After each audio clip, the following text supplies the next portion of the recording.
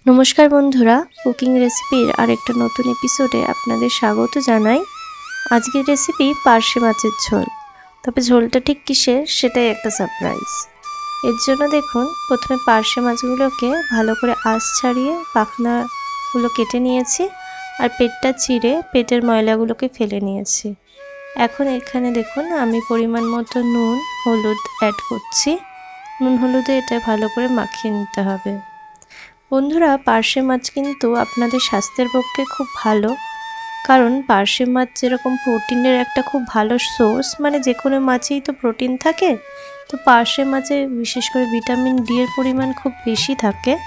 তাছাড়া ওমেগা 3 থাকে, যেটা আপনার স্কিন এবং চুলের পক্ষে খুবই ভালো। আজকাল যে স্কিন আর চুল নিয়ে মানুষ কী ভোগান্তি ভুগছে সে তো আর বলার নয়।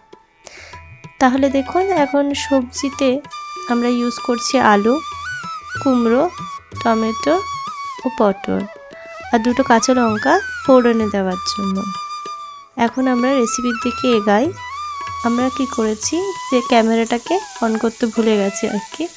এখানে কিছুই নয়, সর্ষের তেলে কালো জিরে একটু 1 চা চামচ মতো ফোড়ন দিয়ে সব সবজি দিয়ে ও কাঁচা লঙ্কা দিয়ে আমরা ভাজা ভাজা করে নিয়েছিলাম। এখন দেখুন, এখানে যেমন দেখতে পেলেন হলুদ ও নুন আমরা অ্যাড করে দিয়েছি। আর এই সময় কিন্তু সবজিগুলো মোটামুটি আমাদের ভাজা ভাজা হয়ে গেছে। তারপরে এটা অ্যাড করেছি। দেখুন আলু এবং কুমড়ো যথেষ্ট ভালোভাবে সেদ্ধ হয়ে গেছে। এখন গ্যাসটা কমিয়ে রেখে আমরা মশলাটা বানিয়ে নেব। এখানে কিছুটা আদা ও 2 চা চামচ মতো জিরে নিয়েছি, সাদা জিরে, ও কিছুটা কাঁচা লঙ্কা। কাঁচা লঙ্কার পরিমাণ আপনি আপনার ঝাল কেমন খান সেই অনুযায়ী নিতে পারেন, তবে মেন মশলাটা এই 3টে জিনিসই। এখন এটাকে ভালো করে বেটে নিচ্ছি আমরা। আসলে শিলে বাটা মশলার স্বাদ কিন্তু অনেকটাই আলাদা হয়। যারা খেয়ে থেকেছেন তারা বুঝতে পারেন যে এমনি মশলা আর শিলে বাটা মশলা অনেক পার্থক্য হয়। তবু আপনি যদি বাটতে না পারেন, আপনি গুঁড়ো মশলা বা বাটা মশলা প্যাকেটের অ্যাভেলেবেল থাকলে সেটাও ব্যবহার করতে পারেন। এখানে দেখুন, এখন গ্যাসটাকে বাড়িয়ে দিলাম মশলাটাকে ঢেলে দিয়ে। এখন গ্যাস বাড়িয়ে এটাকে ততক্ষণ কষতে হবে যতক্ষণ এই পুরো জলটা শুকিয়ে যাচ্ছে। ঢাকনাটা চাপা দিয়ে রাখবো, কারণ মশলাটা না হলে লেগে যেতে পারে নিচ থেকে। এখন দেখুন আমাদের মশলাটা ভাজা ভাজা হয়ে গেছে। এখন এতে দিয়ে দেবো আমাদের কেটে রাখা টমেটোগুলো, আর একটু নেড়ে দেবো। আর চাইলে আবার একটু ঢাকা বন্ধ করে রাখবো যতক্ষণ না টমেটোগুলো আমাদের সম্পূর্ণ নরম হয়ে যাচ্ছে। এখন দেখুন তেল কিন্তু সম্পূর্ণ মশলা থেকে আলাদা হয়ে গেছে, আর এটা কষবার সেরকম প্রয়োজন নেই।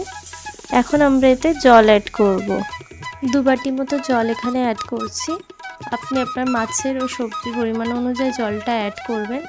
জলটা ঠিক ততটাই দিতে হবে যতটা আপনার আর কি মাছটা এক পিঠ যাতে ডুবে থাকে সেরকম। এরকম জলটা যখন ফুটে উঠবে তখন একটু ভালো করে নেড়ে নেবেন। এখন দেখুন সবজিগুলো খুবই নরম হয়ে গেছে, আর এটা ফুটানোর একদমই প্রয়োজন নেই।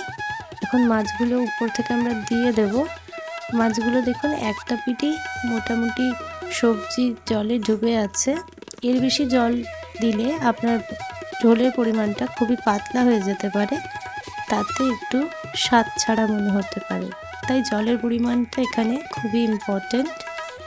এখন দেখুন এটাকে 5 মিনিট মতো আমরা ফুটিয়ে নিয়েছি। এখন মাছটা অনেকটা নরম হয়ে গেছে। মাছগুলো আমরা না নেড়ে এইভাবেই ভাপে উপর দিকটা দেখবেন নরম যখন হয়ে যাবে তখনই বুঝবেন আপনার পার্শে মাছের ঝোল রেডি। এটাকে গরম গরম ভাতের সাথে পরিবেশন করুন, খুবই সুন্দর